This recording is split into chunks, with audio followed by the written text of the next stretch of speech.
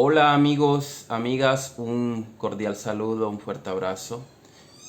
Ando por aquí para hablar un poco sobre estos últimos días que han transcurrido de las campañas, cómo, cómo veo lo que viene o lo que está sucediendo en cada una de las campañas, por lo menos las campañas que suenan más fuertes.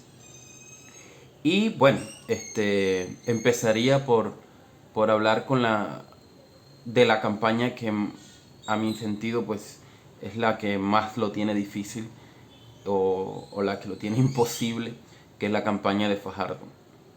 Creo que todos coincidíamos que Fajardo había ganado, pero había perdido. Había ganado la consulta, pero había perdido en las elecciones el 13 de marzo. La votación de él y en conjunto la votación de la coalición de centro fue una votación muy baja que le daba muy poco margen para remontar. Ellos vienen en una lógica, de hecho hablan de la palabra remontar, pero esto en política funciona y es que funciona de la siguiente manera: cuando la candidatura se está muriendo, la gente comienza a abandonar el barco y es lo que está pasando con la campaña de Fajardo y que pues se evidencia en las renuncias y la toma de posiciones frente a otras candidaturas de aquellos que no están obligados a quedarse y son exclusivamente no están obligados los que no participaron dentro de las consultas como poniendo su nombre, y me refiero a Carlos Amaya, Alejandro Gaviria, esos están obligados a quedarse. ¿Quién fue el otro que participó? No recuerdo quién fue el otro. Ah, Robledo, bueno, ese sacó los mismos votos que yo a la personería del colegio. Eh, Ellos sí están obligados a quedarse por lo menos hasta la primera vuelta, aunque hay información bastante importante de que Alejandro Gaviria, o por lo menos parte del equipo de Alejandro Gaviria, va a estar con Petro porque no ve viable, y hay un acuerdo entre Alejandro y Gustavo que si hay una segunda vuelta, Alejandro inmediatamente se va para la campaña de Gustavo Petro, porque pues no hay, digamos, la campaña de Fajardo es- está muy débil, no creo que se va a recuperar. Entre otras cosas porque es una campaña que vive mucho de lo visual, del impacto visual y cosas así por el estilo, y eso requiere muchos recursos. Todos sabemos quiénes financian las campañas de Fajardo o quiénes tradicionalmente han financiado las campañas de Fajardo, y son empresarios. Los empresarios también son como los políticos, donde ven que la cosa se está cayendo, no apuestan lo suficiente o quitan el apoyo. Y eso lo va a sentir Fajardo las próximas semanas y eso se va a evidenciar más en la campaña. Eso por un lado la campaña de Fajardo. La de Fico pues eh, claramente es el candidato de Uribe, claramente es el candidato que representa eh, la extrema derecha y la derecha, y aunque ha intentado y va a intentar con figuras y mensajes que lo veamos como alguien de centro. Yo siempre pongo ese tema de centro entre comillas porque um, creo que el centro, más que un tema ideológico o programático, es un tema emocional. Entonces del centro salen cosas como que eh, vamos a gobernar sin odios, gobernar con serenidad, pero pues eso, digamos, dentro de la, lo teórico de la política, pues no tiene un contenido que sí entienden otros conceptos. Pero bueno, digamos que son mensajes más emocionales que programáticos, pero en ese sentido se va a mover Fico en términos de irse un poco hacia el centro para que no lo veamos como el candidato de la extrema derecha, pero al final sabemos lo que es decir, representa ese sector de la sociedad o del poder que, que ha profundizado la guerra, que ha profundizado la corrupción, que ha profundizado la pobreza, que ha profundizado la desigualdad. Luego entonces pues de eso es muy difícil escaparse. Y bueno, también está el tema de Rodolfo Hernández, que desde que se le fue el ingeniero, desde que se le fueron los asesores, pues perdió toda fuerza. no se sabe en qué anda, así que pues, no sé. Seguramente saldrán alguno que otro video de algún escándalo, de alguna cosa que dijo, pero no pinta como una campaña estructurada.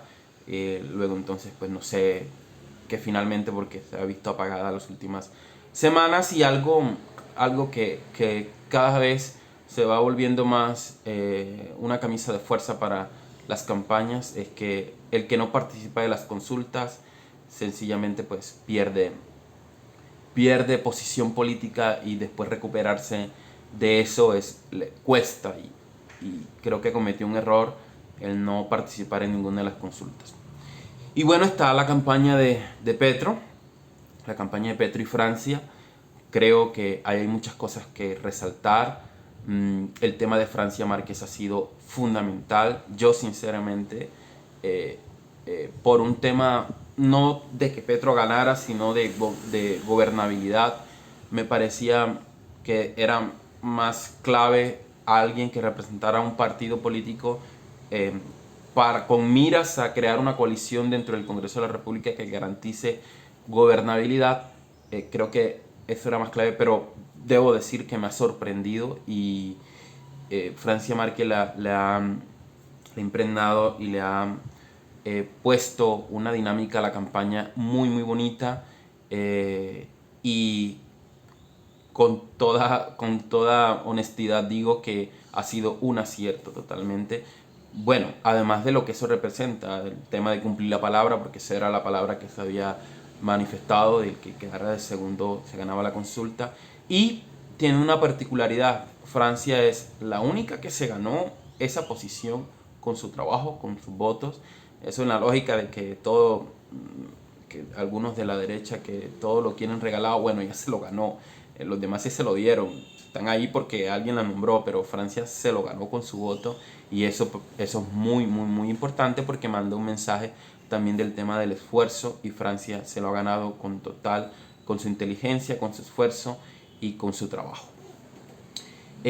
También creo que ha sido clave, o que es clave, el tema que acaba de pasar hoy. Creo que ya Santos tomó una posición frente al tema. No se va a meter de lleno en la campaña. Santos, digamos, por lo que escuché de Alfonso Prada, él va a seguir en su lógica dictando sus clases en la universidad, pero lo dijo, él me autorizó para decir que si yo, como Alfonso Prada, considero que este es el proyecto de la paz, entonces estamos con el proyecto de la paz. Entonces, ya hay un mensaje claro. Y esto lo digo porque va en la lógica de lo que se ha planteado y lo que se plantea el pacto histórico: ser un proyecto que aglutine a la mayor cantidad de fuerzas en Colombia sobre unos ejes fundamentales, y uno de esos ejes fundamentales es la paz. Y creo que va en esa lógica. Hoy vi viendo las fotos de quienes estaban en el recinto donde se presentaba Alfonso Prada. Es el equipo que por lo menos yo conocí cuando participé de la campaña del plebiscito por la paz en Antioquia, y es el equipo con algunas modificaciones en términos de cómo llegan esas fuerzas ahí. Es el equipo de la campaña de la segunda vuelta presidencial entre Santos y Zuluaga. Es el equipo de la paz, y creo que ahí tenemos que coincidir todos. Creo que Colombia debe, o se merece, de una vez por todas, un camino que no se interrumpa hacia la paz. Y creo que ese es el equipo ganador, y creo que es el equipo en donde van a llegar más y más personas que alrededor de la paz, alrededor de la lucha contra la pobreza, alrededor de la generación de riqueza a través de una agroindustria, de un proceso de reorganización de los sectores económicos del país, puedan aglutinarse y construir un gobierno para los próximos 4 años, y por qué no pensar en gobiernos que por lo menos en 2 décadas sean de la tendencia alternativa. Así que yo creo que se va por un buen camino. No comparto bueno, el centro, o eso que se autodenomina centros, se radicaliza más, y obedece a esa lógica de que cuando uno está perdido, obviamente, o cuando se siente perdido, tiene que volver el mensaje un poco más fuerte, y cometió un error. El centro, siendo en esa dinámica que yo llamo más emocional que programática, cometieron un error. Entonces, lo que uno entiende por centro, o por lo menos lo que uno, de acuerdo a los mensajes que ellos mandan, es ese sector que quiere unir al país. Pero el centro, bueno, porque ellos ven como lo muestran, ven la política como si fuera una línea y yo estoy en este extremo, el otro extremo y ellos aquí. Entonces, como si la política funcionara como una línea. Y ellos han hecho, en vez de una línea, un triángulo en donde ellos están en otro extremo. Entonces, se han puesto tan radicales que hoy no son la fuerza que va a unir el país. Hoy la fuerza que está uniendo el país, o a un sector importante del país, es, porque tampoco aspiramos a unir, digamos, es imposible, además porque es autoritario pensar que en un solo proyecto va a estar todo el país, no. En todas las sociedades hay oposiciones a un proyecto político y eso es absolutamente democrático y además sano. Pero hoy el proyecto que está uniendo a las mayorías de este país es el pacto histórico. Ese es el verdadero centro, si si se quiere, y cada vez veremos cómo el centro enfila más sus mensajes más fuertes. Por lo menos estas próximas 2 o 3 semanas, después se van a caer por la misma dinámica de la campaña, que creo que no se van a recuperar. Así pues, creo que debemos ser conscientes de eso para no caer en el juego, porque posiblemente los vamos a necesitar para segunda vuelta. Y bueno, con Fajardo no contamos, con Robledo tampoco contamos, porque bueno, sobre todo pues, Robledo tiene en política también muchas veces los temas personales y odios también funcionan, pues, digamos también inciden frente a las decisiones políticas, y Robledo, vamos a ponerlo en estos términos, le tiene envidia a Petro, y eso hace imposible cualquier trabajo con él, y todos los que han trabajado, los que han estado cercanos al Moir saben es lo que pasa ahí en esa organización política. Con Fajardo no contamos, pero sí debemos ser muy cuidadosos con los demás compañeras que hacen o que pues, se autodenominan como centro, pero que sí toman posición y que sí entienden el momento en que vivimos, y por lo tanto no podemos caer en esa provocación, entender en qué están ellos. Es una campaña, es una confrontación donde se confrontan ideas, pero entender que no podemos dejar esas heridas, porque no solamente para ganar, sino para gobernar vamos a necesitar de ellos, porque se requiere de unas condiciones digamos, de estabilidad o en unas mayorías para lograr el propósito que finalmente es transformar las realidades del país. Entonces yo creo que eso es un largo resumen de lo que está pasando. Viene mucho trabajo, y la idea es que ustedes desde sus casas, con sus papás, con sus tíos, con sus tías, con sus amigos, amigas, en las universidades, en los colegios, podamos conversar y puedan conversar con sus familiares y amigos y compañeros sobre el momento en que vivimos y que es necesario tomar una posición. Y hoy la posición está en el pacto histórico, así que esa es la invitación. Estamos creciendo, el pacto histórico está creciendo. Esta semana he salido varias veces a hablar con la gente, y se nota el ánimo de cambio, y eso lo vamos a validar este 29 de mayo ganando en primera vuelta. Así que bueno, se está creciendo. Es importante estar preparado para el crecimiento. Yo sé que hay gente que algunas alianzas las ven mal, y bueno,